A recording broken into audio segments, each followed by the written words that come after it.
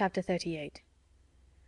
Mrs. Jennings was very warm in her praise of Edward's conduct, but only Elinor and Mary Ann understood its true merit. They only knew how little he had had to tempt him to be disobedient, and how small was the consolation, beyond the consciousness of doing right, that could remain to him in the loss of friends and fortune. Elinor gloried in his integrity, and Mary Ann forgave him all his offences in compassion for his punishment. But though confidence between them was, by this public discovery, restored to its proper state, it was not a subject on which either of them were fond of dwelling when alone. Elinor avoided it upon principle, as tending to fix still more upon her thoughts, by the too warm, too positive assurances of Mary Ann, that belief of Edward's continued affection for herself which she rather wished to do away; and Mary Ann's courage soon failed her in trying to converse upon a topic which always left her more dissatisfied with herself than ever, by the comparison it necessarily produced between Elinor's conduct and her own. She felt all the force of that comparison, but not as her sister had hoped, to urge her to exertion now. She felt it with all the pain of continual self-reproach, regretted most bitterly that she had never exerted herself before, but it brought only the torture of penitence, without the hope of amendment. Her mind was so much weakened that she still fancied present exertion impossible, and therefore it only dispirited her more. Nothing new was heard by them for a day or two afterwards, of affairs in Harley Street or Bartlett's Buildings. But though so much of the matter was known to them already, that Mrs. Jennings might have had enough to do in spreading that knowledge farther, without seeking after more, she had resolved from the first to pay a visit of comfort and inquiry to her cousins as soon as she could, and nothing but the hindrance of more visitors than usual had prevented her from going to them within that time. The third day succeeding their knowledge of the particulars was so fine, so beautiful a Sunday, as to draw many to Kensington Gardens, though it was only the second week in March. Mrs. Jennings and Elinor were of the number, but Mary Ann, who knew that the Willoughbys were again in town, and had a constant dread of meeting them, chose rather to stay at home than venture into so public a place. An intimate acquaintance of Mrs. Jennings joined them soon after they entered the gardens, and Elinor was not sorry that by her continuing with them, and engaging all Mrs. Jennings' conversation, she was herself left to quiet reflection. She saw nothing of the Willoughbys, nothing of Edward, and for some time nothing of anybody who could by any chance, whether grave or gay, be interesting to her. But at last she found herself with some surprise accosted by Miss Steele, who, though looking rather shy, expressed great satisfaction in meeting them, and on receiving encouragement from the particular kindness of Mrs. Jennings, left her own party for a short time to join theirs. Mrs. Jennings immediately whispered to Elinor, "Get it all out of her, my dear. She will tell you anything if you ask. You see I cannot leave Mrs. Clark." It was lucky, however, for Mrs. Jennings' curiosity, and Elinor's too, that she would tell anything without being asked, for nothing would otherwise have been learnt. "I am so glad to meet you," said Miss Steele, taking her familiarly by the arm, "for I wanted to see you of all things in the world." And then lowering her voice, "I suppose Mrs. Jennings has heard all about it. Is she angry?" "Not at all, I believe, with you." "That is a good thing. And Lady Middleton, is she angry?" "I cannot suppose it possible that she should." "I am monstrous glad of it. Good gracious, I have had such a time of it. I never saw Lucy in such a rage in my life. She vowed at first she would never trim me up a new bonnet, nor do anything else for me again, so long as she lived. But now she is quite come to, and we are as good friends as ever. Look, she made me this bow to my hat, and put in the feather last night. There now, you are going to laugh at me too. But why should I not wear pink ribbons? I do not care if it is the doctor's favourite colour. I am sure for my part I should never have known he did like it better than any other colour, if he had not happened to say so. My cousins have been so plaguing me. I declare sometimes I do not know which way to look before them." She had wandered away to a subject on which Elinor had nothing to say, and therefore soon judged it expedient to find her way back again to the first. "Well, but Miss Dashwood," speaking triumphantly, "people may say what they choose about Mr. Ferrars declaring he would not have Lucy, for it is no such thing, I can tell you. And it is quite a shame for such ill-natured reports to be spread abroad. Whatever Lucy might think about it herself, you know, it was no business of other people to set it down for certain." "I never heard anything of the kind hinted at before, I assure you," said Elinor. "Oh, did not you? but it was said, I know very well, and by more than one, for Miss Godby told Miss Sparks that nobody in their senses could expect Mr. Ferrars to give up a woman like Miss Morton, with £30,000 to her fortune, for Lucy Steele that had nothing at all. And I had it from Miss Sparks myself. And besides that, my cousin Richard said himself that when it came to the point he was afraid Mr. Ferrars would be off, and when Edward did not come near us for 3 days, I could not tell what to think myself, and I believe in my heart Lucy gave it all up for lost. For we came away from your brother's Wednesday, and we saw nothing of him not all Thursday, Friday, and Saturday, and did not know what was become of him. Once Lucy thought to write to him, but then her spirits rose against that. However, this morning he came just as we came home from church, and then it all came out, how he had been sent for Wednesday to Harley Street, and been talked to by his mother and all of them, and how he had declared before them all that he loved nobody but Lucy, and nobody but Lucy would he have. And how he had been so worried by what passed, that as soon as he had went away from his mother's house, he had got upon his horse and ridden to the country, somewhere or other, and how he had stayed about at an inn all Thursday and Friday, on purpose to get the better of it. And after thinking it all over and over again, he said it seemed to him as if, now he had no fortune and no nothing at all, it would be quite unkind to keep her on to the engagement, because it must be for her loss, for he had nothing but £2,000, and no hope of anything else, and if he was to go into orders, as he had some thoughts, he could get nothing but a curacy, and how was they to live upon that? He could not bear to think of her doing no better, and so he begged, if she had the least mind for it, to put an end to the matter directly, and leave him shift for himself. I heard him say all this as plain as could possibly be, and it was entirely for her sake, and upon her account, that he said a word about being off, and not upon his own. I will take my oath he never dropped a syllable of being tired of her, or of wishing to marry Miss Morton, or anything like that. But to be sure, Lucy would not give ear to such kind of talking, so she told him directly, with a great deal about sweet and love, you know, and all that. Oh, la! One can't repeat such kind of things, you know. She told him directly she had not the least mind in the world to be off, for she could live with him upon a trifle, and how little soever he might have, she would be very glad to have it all, you know, or something of the kind. So then he was monstrous happy, and talked on some time about what they should do, and they agreed he should take orders directly, and they must wait to be married till he got a living. And just then I could not hear any more, for my cousin called from below to tell me Mrs. Richardson was come in her coach, and would take one of us to Kensington Gardens, so I was forced to go into the room and interrupt them, to ask Lucy if she would like to go, but she did not care to leave Edward, so I just run upstairs and put on a pair of silk stockings and come off with the Richardsons." "I do not understand what you mean by interrupting them," said Elinor. "You were all in the same room together, were not you?" "No, indeed, not us. La, Miss Dashwood, do you think people make love when anybody else is by? Oh, for shame! To be sure, you must know better than that," laughing affectedly. "No, no. They were shut up in the drawing-room together, and all I heard was only by listening at the door." "How?" cried Elinor. "Have you been repeating to me what you only learnt yourself by listening at the door?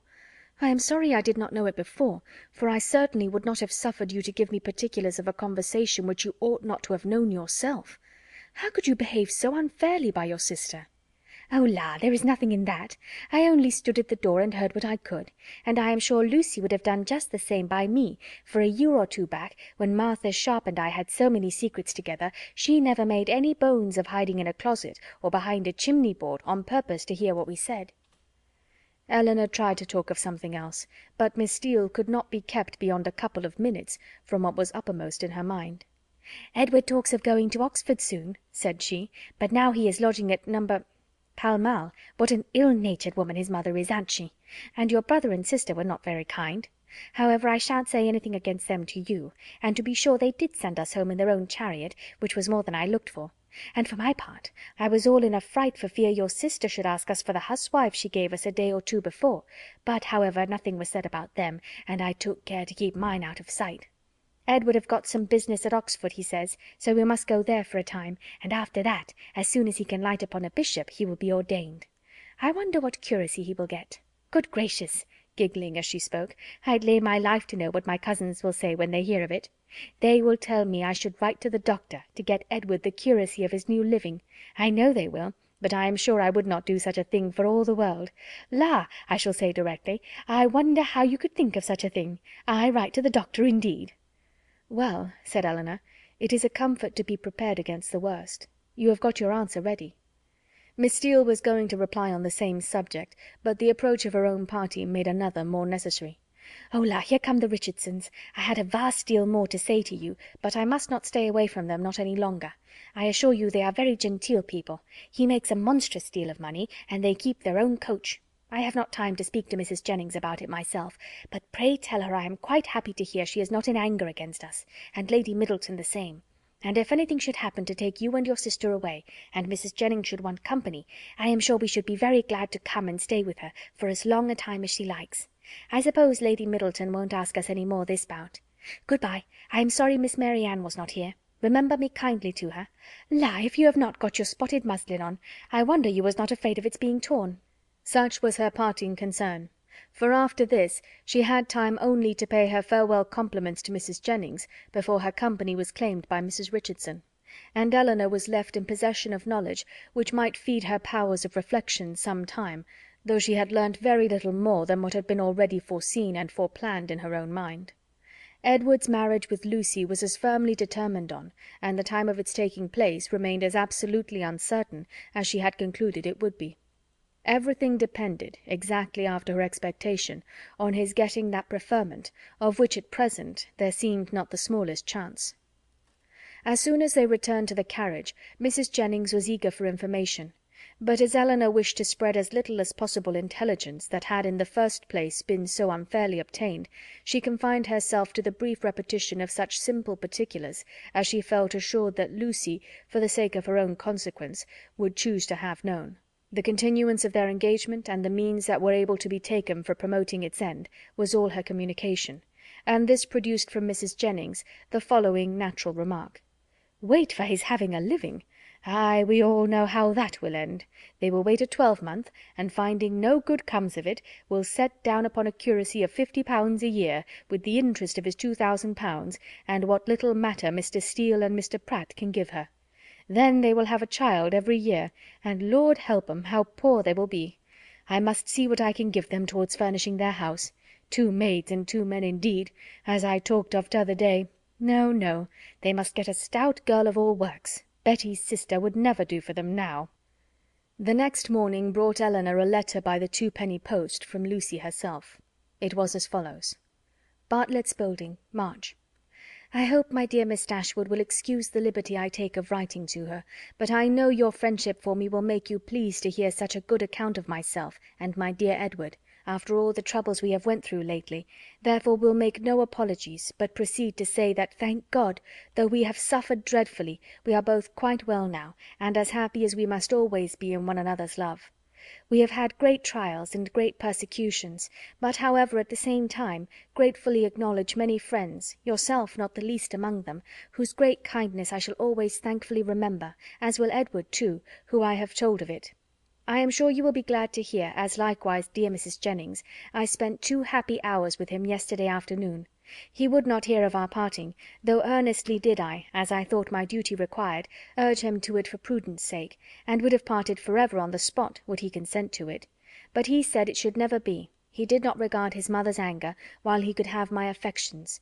Our prospects are not very bright, to be sure, but we must wait and hope for the best. He will be ordained shortly, and should it ever be in your power to recommend him to anybody that has a living to bestow, am very sure you will not forget us, and dear Mrs. Jennings, too, trust she will speak a good word for us to Sir John, or Mr. Palmer, or any friend that may be able to assist us. Poor Anne was much to blame for what she did, but she did it for the best, so I say nothing. Hope Mrs. Jennings won't think it too much trouble to give us a call, should she come this way any morning. 'Twould be a great kindness, and my cousins would be proud to know her. My paper reminds me to conclude, and begging to be most gratefully and respectfully remembered to her and to Sir John and Lady Middleton and the dear children when you chance to see them, and love to Miss Mary Ann. I am, etc." As soon as Elinor had finished it, she performed what she concluded to be its writer's real design, by placing it in the hands of Mrs. Jennings, who read it aloud with many comments of satisfaction and praise. "Very well indeed. How prettily she writes! Ay, that was quite proper to let him be off if he would. That was just like Lucy. Poor soul! I wish I could get him a living, with all my heart. She calls me dear Mrs. Jennings, you see. She is a good-hearted girl as ever lived. Very well, upon my word. That sentence is very prettily turned. Yes, yes, I will go and see her, sure enough. How attentive she is to think of everybody. Thank you, my dear, for showing it me. It is as pretty a letter as ever I saw, and does Lucy's head and heart great credit. Chapter 39. The Miss Dashwoods had now been rather more than 2 months in town, and Mary Ann's impatience to be gone increased every day. She sighed for the air, the liberty, the quiet of the country, and fancied that if any place could give her ease, Barton must do it. Elinor was hardly less anxious than herself for their removal, and only so much less bent on its being effected immediately, as that she was conscious of the difficulties of so long a journey, which Mary Ann could not be brought to acknowledge. She began, however, seriously to turn her thoughts towards its accomplishment, and had already mentioned their wishes to their kind hostess, who resisted them with all the eloquence of her good will, when a plan was suggested, which, though detaining them from home yet a few weeks longer, appeared to Elinor altogether much more eligible than any other. The Palmers were to remove to Cleveland about the end of March, for the Easter holidays, and Mrs. Jennings, with both her friends, received a very warm invitation from Charlotte to go with them. This would not in itself have been sufficient for the delicacy of Miss Dashwood, but it was enforced with so much real politeness by Mr. Palmer himself, as, joined to the very great amendment of his manners towards them, since her sister had been known to be unhappy, induced her to accept it with pleasure. When she told Mary Ann what she had done, however, her first reply was not very auspicious. "Cleveland!" she replied with great agitation. "No, I cannot go to Cleveland." "You forget," said Elinor gently, "that its situation is not—that it is not in the neighbourhood of—" "But it is in Somersetshire. I cannot go into Somersetshire. There, where I looked forward to going. No, Elinor, you cannot expect me to go there." Elinor would not argue upon the propriety of overcoming such feelings. She only endeavoured to counteract them by working on others; represented it therefore as a measure which would fix the time of her returning to that dear mother whom she so much wished to see, in a more eligible, more comfortable manner than any other plan could do, and perhaps without any greater delay. From Cleveland, which was within a few miles of Bristol, the distance to Barton was not beyond 1 day, though a long day's journey; and their mother's servant might easily come there to attend them down, and as there could be no occasion of their staying above a week at Cleveland, they might now be at home in little more than 3 weeks' time. As Mary Ann's affection for her mother was sincere, it must triumph with little difficulty over the imaginary evil she had started. Mrs. Jennings was so far from being weary of her guests that she pressed them very earnestly to return with her again from Cleveland. Elinor was grateful for the attention, but it could not alter her design, and their mother's concurrence being readily gained, everything relative to their return was arranged as far as it could be, and Mary Ann found some relief in drawing up a statement of the hours that were yet to divide her from Barton. "Ah, Colonel, I do not know what you and I shall do without the Miss Dashwoods," was Mrs. Jennings' address to him when he first called on her, after their leaving her was settled, "for they are quite resolved upon going home from the Palmers, and how forlorn we shall be when I come back! Lord, we shall sit and gape at one another as dull as 2 cats." Perhaps Mrs. Jennings was in hopes, by this vigorous sketch of their future ennui, to provoke him to make that offer which might give himself an escape from it; and if so, she had soon afterwards good reason to think her object gained; for on Elinor's moving to the window to take more expeditiously the dimensions of a print, which she was going to copy for her friend, he followed her to it with a look of particular meaning, and conversed with her there for several minutes. The effect of his discourse on the lady, too, could not escape her observation, for though she was too honourable to listen, and had even changed her seat on purpose that she might not hear, to one close by the pianoforte on which Mary Ann was playing, she could not keep herself from seeing that Elinor changed colour, attended with agitation, and was too intent on what he said to pursue her employment. Still farther in confirmation of her hopes, in the interval of Mary Ann's turning from one lesson to another, some words of the Colonel's inevitably reached her ear, in which he seemed to be apologizing for the badness of his house. This set the matter beyond a doubt. She wondered indeed at his thinking it necessary to do so, but supposed it to be the proper etiquette. What Elinor said in reply she could not distinguish, but judged from the motion of her lips that she did not think that any material objection; and Mrs. Jennings commended her in her heart for being so honest. They then talked on for a few minutes longer without her catching a syllable, when another lucky stop in Mary Ann's performance brought her these words in the colonel's calm voice: "I am afraid it cannot take place very soon." Astonished and shocked at so unlover-like a speech, she was almost ready to cry out, "Lord, what should hinder it?" but, checking her desire, confined herself to this silent ejaculation: "This is very strange. Sure he need not wait to be older." This delay on the colonel's side, however, did not seem to offend or mortify his fair companion in the least, for on their breaking up the conference soon afterwards, and moving different ways, Mrs. Jennings very plainly heard Elinor say, and with a voice which showed her to feel what she said, "I shall always think myself very much obliged to you." Mrs. Jennings was delighted with her gratitude, and only wondered that after hearing such a sentence the colonel should be able to take leave of them, as he immediately did, with the utmost sang-froid, and go away without making her any reply.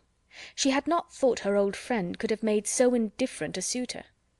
What had really passed between them was to this effect: "I have heard," said he with great compassion, "of the injustice your friend Mr. Ferrars has suffered from his family, for if I understand the matter right, he has been entirely cast off by them for preserving in his engagement with a very deserving young woman. Have I been rightly informed? Is it so?" Elinor told him that it was. "The cruelty, the impolitic cruelty," he replied with great feeling, "of dividing, or attempting to divide, two young people long attached to each other, is terrible. Mrs. Ferrars does not know what she may be doing, what she may drive her son to. I have seen Mr. Ferrars 2 or 3 times in Harley Street, and am much pleased with him.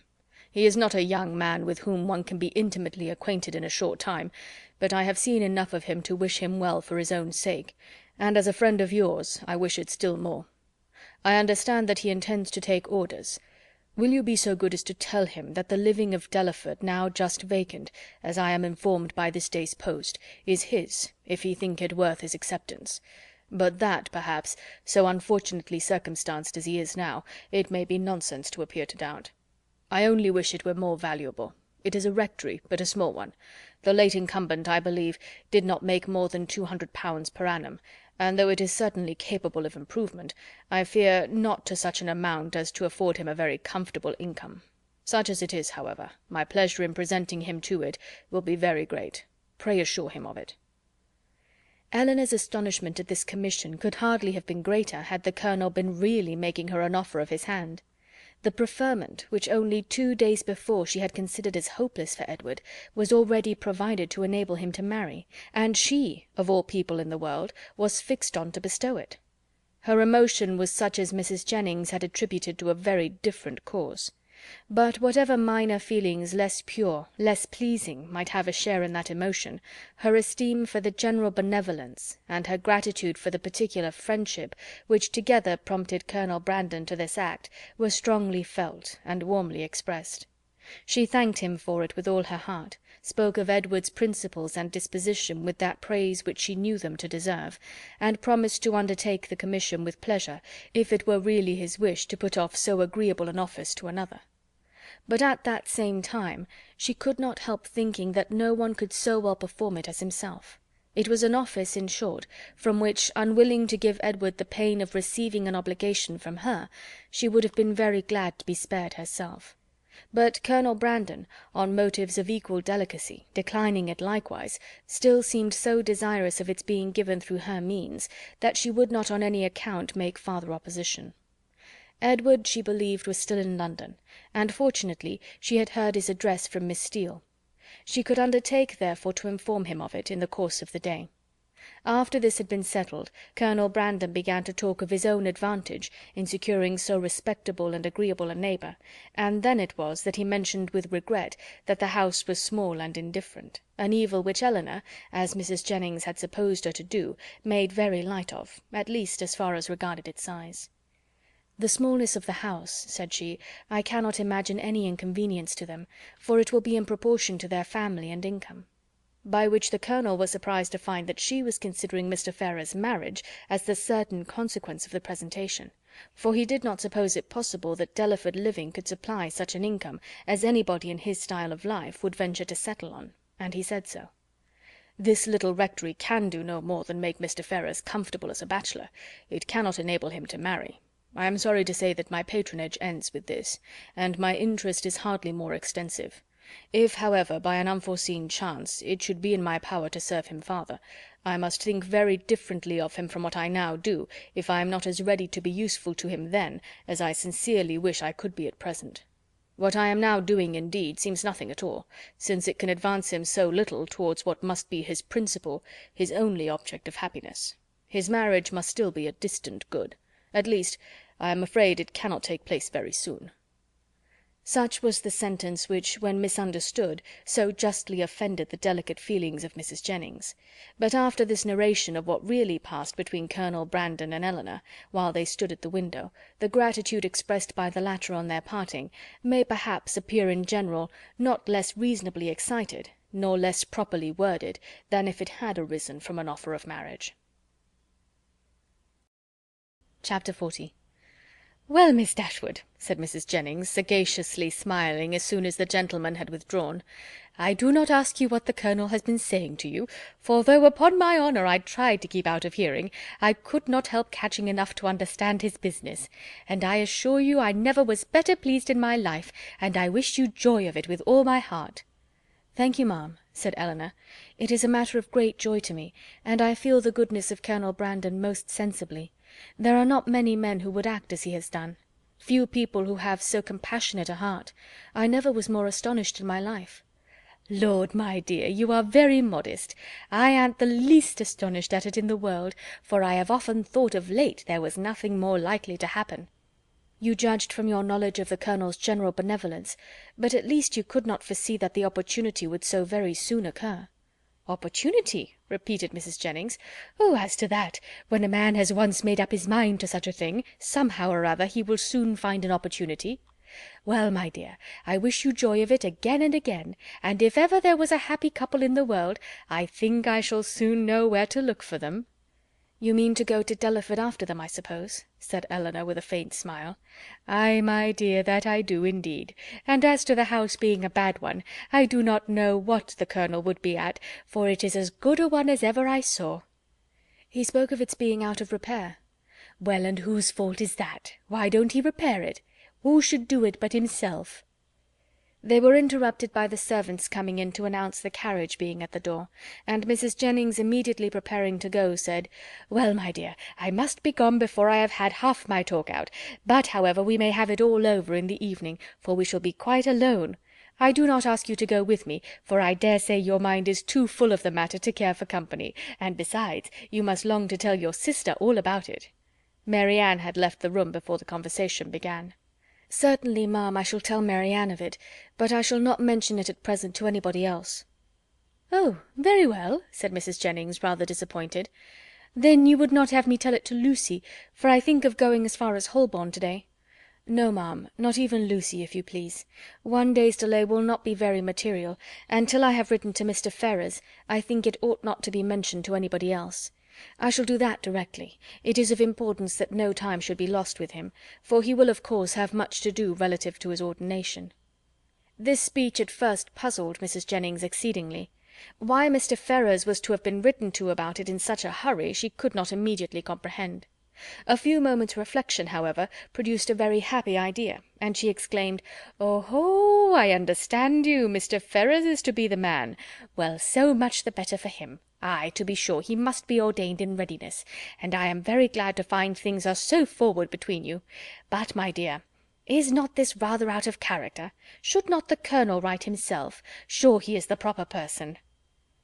Eleanor did not quite understand the beginning of Mrs. Jennings's speech, neither did she think it worth inquiring into, and therefore only replied to its conclusion. "Colonel Brandon is so delicate a man that he rather wished any one to announce his intentions to Mr. Ferrars than himself." "And so you are forced to do it. Well, that is an odd kind of delicacy. However, I will not disturb you," seeing her preparing to write. "You know your own concerns best. So good-bye, my dear. I have not heard of anything to please me so well since Charlotte was brought to bed." and away she went, but returning again in a moment, "I have just been thinking of Betty's sister, my dear. I should be very glad to get her so good a mistress. But whether she would do for a lady's maid, I am sure I can't tell. She is an excellent housemaid, and works very well at her needle. However, you will think of all that at your leisure."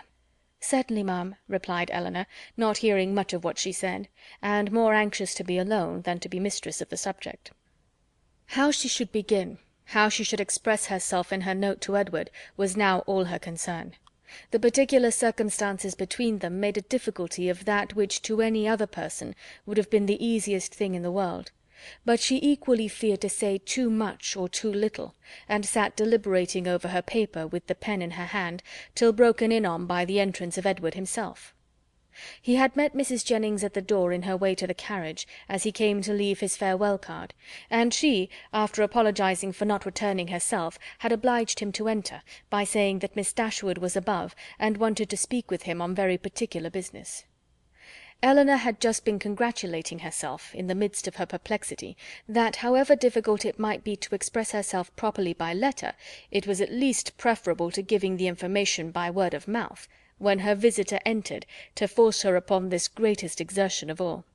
Her astonishment and confusion were very great on his so sudden appearance. She had not seen him before since his engagement became public, and therefore not since his knowing her to be acquainted with it, which, with the consciousness of what she had been thinking of, and what she had to tell him, made her feel particularly uncomfortable for some minutes. He, too, was much distressed, and they sat down together in a most promising state of embarrassment. Whether he had asked her pardon for his intrusion on first coming into the room he could not recollect, but determining to be on the safe side, he made his apology in form as soon as he could say anything, after taking a chair. "Mrs. Jennings told me," said he, "that you wished to speak with me. At least, I understood her so, or I certainly should not have intruded on you in such a manner, though at the same time I should have been extremely sorry to leave London without seeing you and your sister, especially as it will most likely be some time. It is not probable that I should soon have the pleasure of meeting you again. I go to Oxford to-morrow." "You would not have gone, however," said Elinor, recovering herself, and determined to get over what she so much dreaded as soon as possible, "without receiving our good wishes, even if we had not been able to give them in person. Mrs. Jennings was quite right in what she said. I have something of consequence to inform you of, which I was on the point of communicating by paper. I am charged with a most agreeable office," breathing rather faster than usual as she spoke. "Colonel Brandon, who was here only 10 minutes ago, has desired me to say that, understanding you mean to take orders, he has great pleasure in offering you the living of Delaford, now just vacant, and only wishes it were more valuable.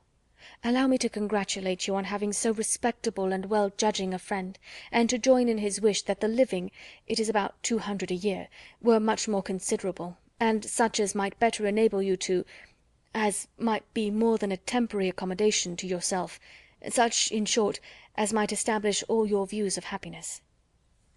What Edward felt, as he could not say it himself, it cannot be expected that any one else should say for him. He looked all the astonishment which such unexpected, such unthought of information could not fail of exciting, but he said only these 2 words, "Colonel Brandon." "Yes," continued Elinor, gathering more resolution, as some of the worst was over, "Colonel Brandon means it as a testimony of his concern for what has lately passed, for the cruel situation in which the unjustifiable conduct of your family has placed you, a concern which I am sure Mary Ann, myself, and all your friends must share, and likewise as a proof of his high esteem for your general character, and his particular approbation of your behaviour on the present occasion." "Colonel Brandon give me a living? Can it be possible? The unkindness of your own relations has made you astonished to find friendship anywhere." "No," replied he, with sudden consciousness, "not to find it in you, for I cannot be ignorant that to you, to your goodness, I owe it all. I feel it. I would express it if I could, but, as you well know, I am no orator." "You are very much mistaken. I do assure you that you owe it entirely, at least mostly entirely, to your own merit, and Colonel Brandon's discernment of it. I have had no hand in it. I did not even know, till I understood his design, that the living was vacant, nor had it ever occurred to me that he might have had such a living in his gift. As a friend of mine, of my family, he may perhaps, indeed I know he has, still greater pleasure in bestowing it, but upon my word, you owe nothing to my solicitation." Truth obliged her to acknowledge some small share in the action, but she was at the same time so unwilling to appear as the benefactress of Edward that she acknowledged it with hesitation, which probably contributed to fix that suspicion in his mind which had recently entered it. For a short time he sat deep in thought, after Elinor had ceased to speak. At last, and as if it were rather an effort, he said, "Colonel Brandon seems a man of great worth and respectability. I have always heard him spoken of as such, and your brother, I know, esteems him highly. He is undoubtedly a sensible man, and in his manners perfectly the gentleman." "Indeed," replied Elinor, "I believe that you will find him on farther acquaintance all that you have heard him to be, and as you will be such very near neighbours, for I understand the parsonage is almost close to the mansion house, it is particularly important that he should be all this." Edward made no answer, but when she had turned away her head, gave her a look so serious, so earnest, so uncheerful, as seemed to say that he might hereafter wish the distance between the parsonage and the mansion house much greater. "Colonel Brandon, I think, lodges in St. James Street?" said he soon afterwards, rising from his chair. Elinor told him the number of the house. "I must hurry away, then, to give him those thanks which you will not allow me to give you, to assure him that he has made me an exceedingly happy man." Elinor did not offer to detain him, and they parted with a very earnest assurance on her side of her unceasing good wishes for his happiness in every change of situation that might befall him, on his, with rather an attempt to return the same good will than the power of expressing it. "When I see him again," said Elinor to herself, as the door shut him out, "I shall see him the husband of Lucy." And with this pleasing anticipation she sat down to reconsider the past, recall the words, and endeavour to comprehend all the feelings of Edward, and of course to reflect on her own with discontent. When Mrs. Jennings came home, though she returned from seeing people whom she had never seen before, and of whom therefore she must have a great deal to say, her mind was so much more occupied by the important secret in her possession than by anything else, that she reverted to it again as soon as Elinor appeared. "Well, my dear," she cried, "I sent you up to the young man. Did not I do right? And I suppose you had no great difficulty. You did not find him very unwilling to accept your proposal?" "No, ma'am, that was not very unlikely." "Well, and how soon will he be ready? For it all seems to depend upon that." "Really," said Elinor, "I know so little of these kind of forms that I can hardly even conjecture as to the time, or the preparation necessary. But I suppose 2 or 3 months will complete his ordination." "2 or 3 months!" cried Mrs. Jennings. "Lord, my dear, how calmly you talk of it! And can the Colonel wait 2 or 3 months? Lord bless me, I am sure it would put me quite out of patience; and though one would be very glad to do a kindness by poor Mr. Ferrars, I do think it is not worth while to wait 2 or 3 months for him. Sure somebody else might be found that would do as well, somebody that is in orders already." "My dear ma'am," said Elinor, "what can you be thinking of? Why, Colonel Brandon's only object is to be of use to Mr. Ferrars." "Lord bless you, my dear, sure you do not mean to persuade me that the Colonel only marries you for the sake of giving 10 guineas to Mr. Ferrars?" The deception could not continue after this, and an explanation immediately took place, by which both gained considerable amusement for the moment, without any material loss of happiness to either, for Mrs. Jennings only exchanged one form of delight for another, and still without forfeiting her expectation of the first.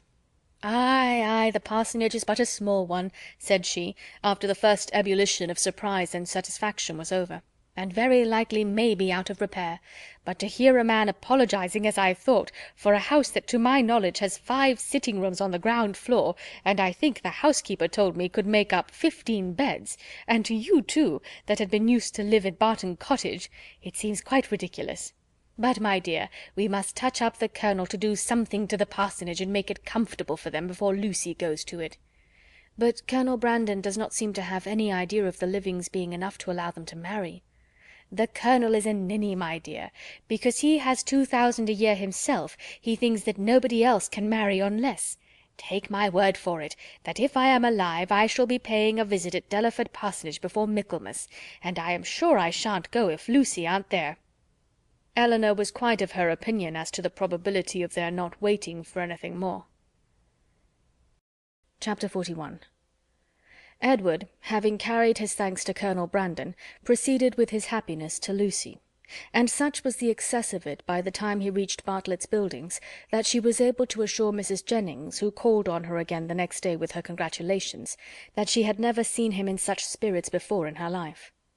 Her own happiness and her own spirits were at least very certain, and she joined Mrs. Jennings most heartily in her expectation of their being all comfortably together in Delaford Parsonage before Michaelmas.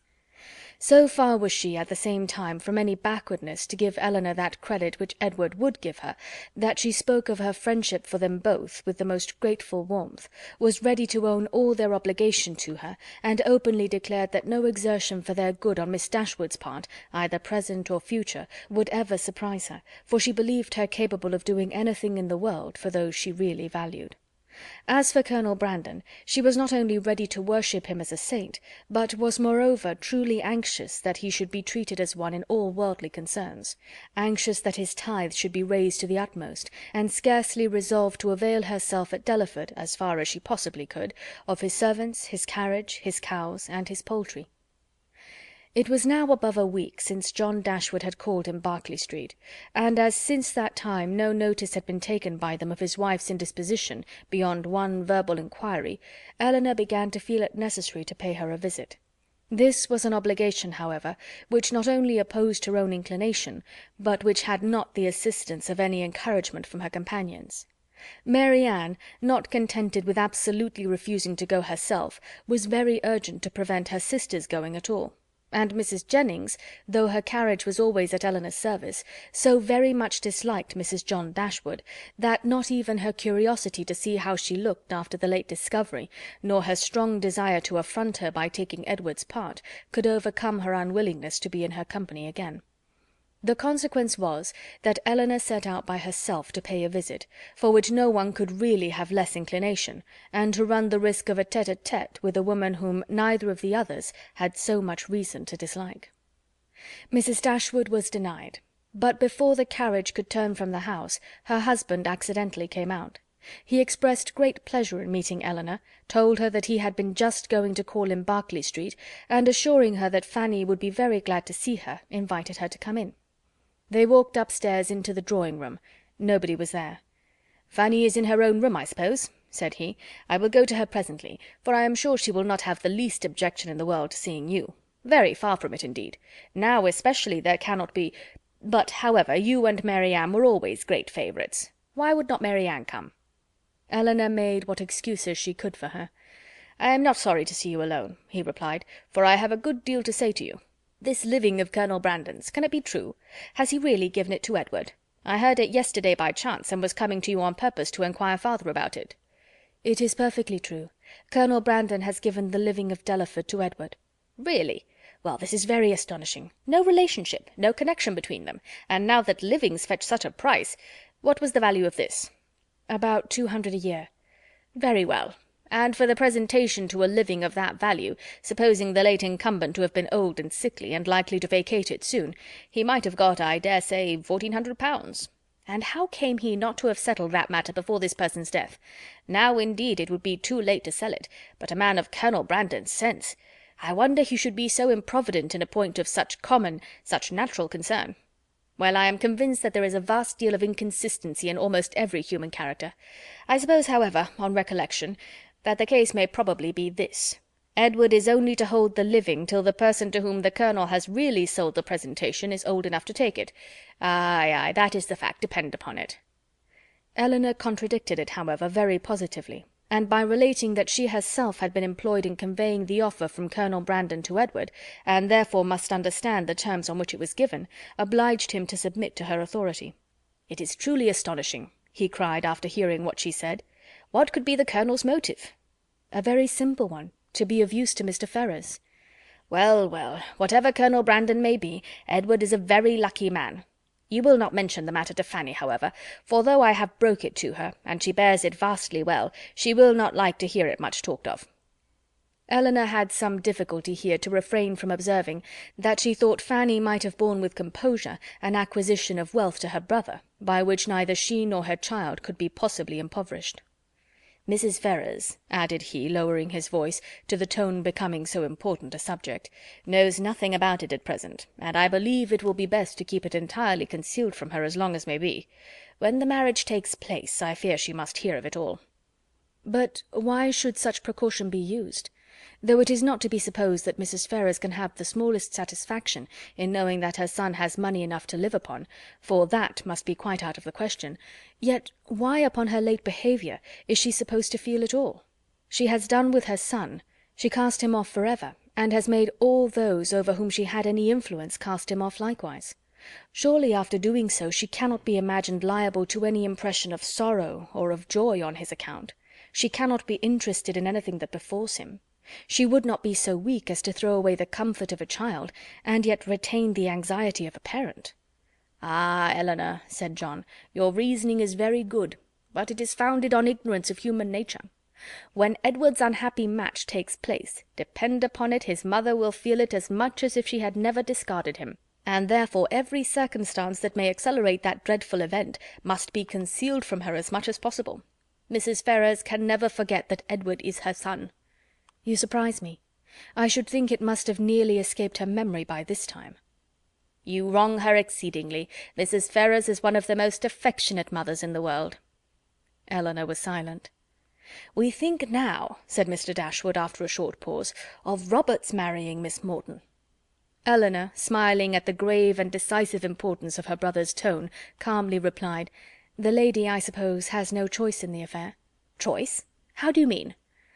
"I only mean that I suppose, from your manner of speaking, it must be the same to Miss Morton whether she marry Edward or Robert." "Certainly there can be no difference, for Robert will now to all intents and purposes be considered as the eldest son, and as to anything else, they are both very agreeable young men. I do not know that one is superior to the other." Eleanor said no more, and John was also for a short time silent. His reflections ended thus: "Of one thing, my dear sister," kindly taking her hand, and speaking in an awful whisper, "I may assure you, and I will do it because I know it must gratify you. I have good reason to think, indeed I have it from the best authority, or I should not repeat it, for otherwise it would be very wrong to say anything about it, but I have it from the very best authority, not that I ever precisely heard Mrs. Ferrars say it herself, but her daughter did, and I have it from her, that, in short, whatever objections there might be against a certain connection, you understand me, it would have been far preferable to her, it would not have given her half the vexation that this does. I was exceedingly pleased to hear that Mrs. Ferrars considered it in that light, a very gratifying circumstance, you know, to us all. It would have been beyond comparison, she said, the least evil of the two, and she would be glad to compound now for nothing worse. But, however, all that is quite out of the question, not to be thought of or mentioned. As to any attachment, you know, it never could be, all that is gone by. But I thought I would just tell you of this, because I knew how much it must please you. Not that you have any reason to regret, my dear Eleanor. There is no doubt of your doing exceedingly well, quite as well or better, perhaps, all things considered. Has Colonel Brandon been with you lately?" Eleanor had heard enough, if not to gratify her vanity and raise her self-importance, to agitate her nerves and fill her mind, and she was therefore glad to be spared from the necessity of saying much in reply herself, and from the danger of hearing anything more from her brother, by the entrance of Mr. Robert Ferrars.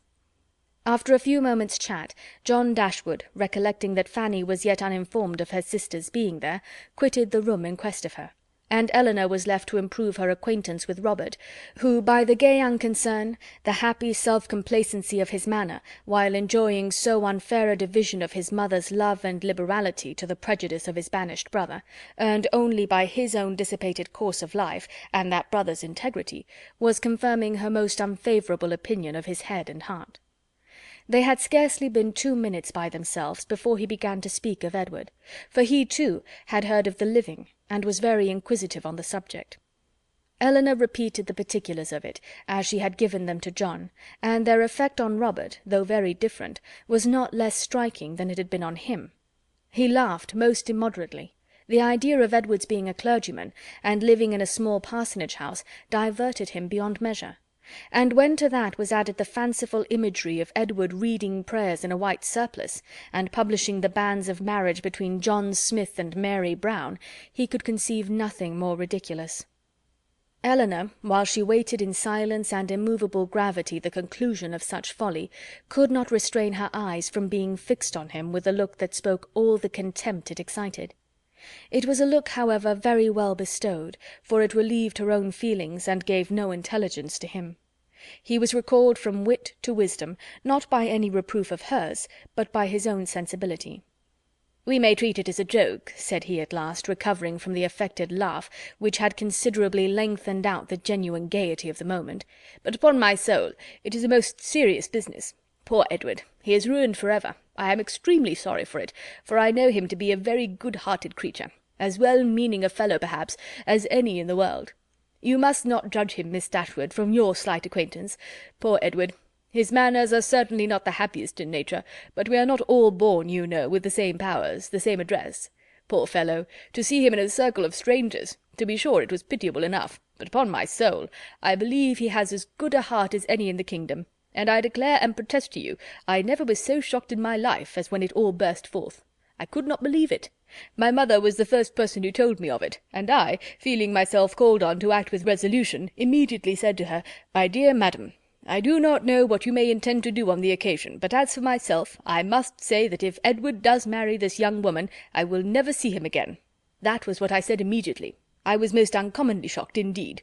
Poor Edward! He has done for himself completely, shut himself out forever from all decent society, but as I directly said to my mother, I am not in the least surprised at it. From his style of education it was always to be expected. My poor mother was half frantic." "Have you ever seen the lady?"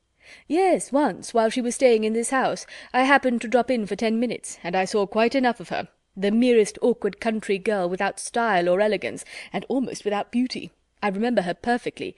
Just the kind of girl I should suppose likely to captivate poor Edward. I offered immediately, as soon as my mother related the affair to me, to talk to him myself, and dissuade him from the match. But it was too late then, I found, to do anything, for unluckily I was not in the way at first, and knew nothing of it till after the breach had taken place, when it was not for me, you know, to interfere. But had I been informed of it a few hours earlier, I think it is most probable that something might have been hit on. I certainly should have represented it to Edward in a very strong light. 'My dear fellow,' I should have said, 'consider what you are doing. You are making a most disgraceful connection, and such a one as your family are unanimous in disapproving. I cannot help thinking, in short, that means might have been found, but now it is all too late. He must be starved, you know. That is certain, absolutely starved.'" He had just settled this point with great composure, when the entrance of Mrs. John Dashwood put an end to the subject. But though she never spoke of it out of her own family, Elinor could see its influence on her mind, in the something like confusion of countenance with which she entered, and an attempt at cordiality in her behaviour to herself. She even proceeded so far as to be concerned to find that Elinor and her sister were so soon to leave town, as she had hoped to see more of them, an exertion in which her husband, who attended her into the room, and hung enamoured over her accents, seemed to distinguish everything that was most affectionate and graceful. Chapter 42. One other short call in Harley Street, in which Elinor received her brother's congratulations on their travelling so far towards Barton without any expense, and on Colonel Brandon's being to follow them to Cleveland in a day or two, completed the intercourse of the brother and sisters in town, and a faint invitation from Fanny to come to Norland whenever it should happen to be in their way, which of all things was the most unlikely to occur, with a more warm though less public assurance from John to Elinor of the promptitude with which he should come to see her at Delaford, was all that foretold any meeting in the country. It amused her to observe that all her friends seemed determined to send her to Delaford, a place in which of all others she would now least choose to visit, or wish to reside. For not only was it considered as her future home by her brother and Mrs. Jennings, but even Lucy, when they parted, gave her a pressing invitation to visit her there. Very early in April, and tolerably early in the day, the two parties from Hanover Square and Berkeley Street set out from their respective homes to meet by appointment on the road. For the convenience of Charlotte and her child, they were to be more than 2 days on their journey, and Mr. Palmer, travelling more expeditiously with Colonel Brandon, was to join them at Cleveland soon after their arrival. Mary Ann, few as had been her hours of comfort in London, and eager as she had long been to quit it, could not, when it came to the point, bid adieu to the house in which she had for the last time enjoyed those hopes and that confidence in Willoughby which were now extinguished for ever, without great pain. Nor could she leave the place in which Willoughby remained, busy in new engagements and new schemes, in which she could have no share, without shedding many tears. Elinor's satisfaction at the moment of removal was more positive. She had no such object for her lingering thoughts to fix on. She left no creature behind, from whom it would give her a moment's regret to be divided for ever. She was pleased to be free herself from the persecution of Lucy's friendship. She was grateful for bringing her sister away unseen by Willoughby since his marriage, and she looked forward with hope to what a few months of tranquillity at Barton might do towards restoring Mary Ann's peace of mind and confirming her own. Their journey was safely performed. The second day brought them into the cherished, or the prohibited, county of Somerset, for as such was it dwelt on by turns in Mary Ann's imagination, and in the forenoon of the third they drove up to Cleveland. Cleveland was a spacious, modern-built house, situated on a sloping lawn. It had no park, but the pleasure grounds were tolerably extensive, and, like every other place of the same degree of importance, it had its open shrubbery and closer wood-walk. A road of smooth gravel winding round a plantation led to the front, the lawn was dotted over with timber, the house itself was under the guardianship of the fir, the mountain ash, and the acacia, and a thick screen of them all together, interspersed with tall Lombardy poplars, shut out the offices. Mary Ann entered the house with a heart swelling with emotion from the consciousness of being only 80 miles from Barton, and not 30 from Combe Magna, and before she had been 5 minutes within its walls, while the others were busily helping Charlotte to show her child to the housekeeper, she quitted it again, stealing away through the winding shrubberies, now just beginning to be in beauty, to gain a distant eminence, where, from its Grecian temple, her eye, wandering over a wide tract of country to the south-east, could fondly rest on the farthest ridge of hills in the horizon, and fancy that from their summits Combe Magna might be seen. In such moments of precious, invaluable misery, she rejoiced in tears of agony to be at Cleveland, and as she returned by a different circuit to the house, feeling all the happy privilege of country liberty, of wandering from place to place in free and luxurious solitude, she resolved to spend almost every hour of every day while she remained with the Palmers in the indulgence of such solitary rambles. She returned just in time to join the others as they quitted the house, on an excursion through its more immediate premises, and the rest of the morning was easily whiled away, in lounging round the kitchen garden, examining the bloom upon its walls, and listening to the gardener's lamentations upon blights, in dawdling through the greenhouse, where the loss of her favourite plants, unwarily exposed and nipped by the lingering frost, raised the laughter of Charlotte, and in visiting her poultry-yard, where, in the disappointed hopes of her dairymaid, by hens forsaking their nests or being stolen by a fox, or in the rapid decrease of a promising young brood, she found fresh sources of merriment. The morning was fine and dry, and Mary Ann, in her plan of employment abroad, had not calculated for any change of weather during their stay at Cleveland. With great surprise, therefore, did she find herself prevented by a settled rain from going out again after dinner. She had depended on a twilight walk to the Grecian temple, and perhaps all over the grounds, and an evening merely cold or damp would not have deterred her from it, but a heavy and settled rain even she could not fancy dry or pleasant weather for walking. Their party was small, and the hours passed quietly away. Mrs. Palmer had her child, and Mrs. Jennings her carpet-work. They talked of the friends they had left behind, arranged Lady Middleton's engagements, and wondered whether Mr. Palmer and Colonel Brandon would get farther than Reading that night. Elinor, however little concerned in it, joined in their discourse, and Mary Ann, who had the knack of finding her way in every house to the library, however it might be avoided by the family in general, soon procured herself a book. Nothing was wanting on Mrs. Palmer's side that constant and friendly good humour could do to make them feel themselves welcome. The openness and heartiness of her manner more than atoned for that want of recollection and elegance which made her often deficient in the forms of politeness. Her kindness, recommended by so pretty a face, was engaging, Her folly, though evident, was not disgusting, because it was not conceited, and Elinor could have forgiven everything but her laugh. The two gentlemen arrived the next day to a very late dinner, affording a pleasant enlargement of the party, and a very welcome variety to their conversation, which a long morning of the same continued rain had reduced very low. Elinor had seen so little of Mr. Palmer, and in that little had seen so much variety in his address to her sister and herself, that she knew not what to expect to find him in his own family. She found him, however, perfectly the gentleman in his behaviour to all his visitors, and only occasionally rude to his wife and her mother. She found him very capable of being a pleasant companion, and only prevented from being so always by too great an aptitude to fancy himself as much superior to people in general as he must feel himself to be to Mrs. Jennings and Charlotte. For the rest of his character and habits, they were marked, as far as Elinor could perceive, with no traits at all unusual in his sex and time of life. He was nice in his eating, uncertain in his hours, fond of his child, though affecting to slight it, and idled away the mornings at billiards, which ought to have been devoted to business. She liked him, however, upon the whole, much better than she had expected, and in her heart was not sorry that she could like him no more, not sorry to be driven by the observation of his epicurism, his selfishness, and his conceit, to rest with complacency on the remembrance of Edward's generous temper, simple taste, and diffident feelings.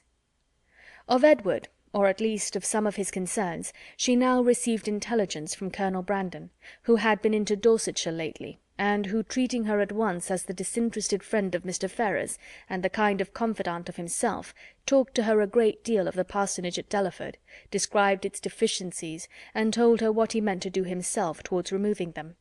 His behaviour to her in this, as well as in every other particular, his open pleasure in meeting her after an absence of only 10 days, his readiness to converse with her, and his deference for her opinion, might very well justify Mrs. Jennings's persuasion of his attachment, and would have been enough, perhaps, had not Elinor still, as from the first, believed Mary Ann his real favourite, to make her suspect it herself.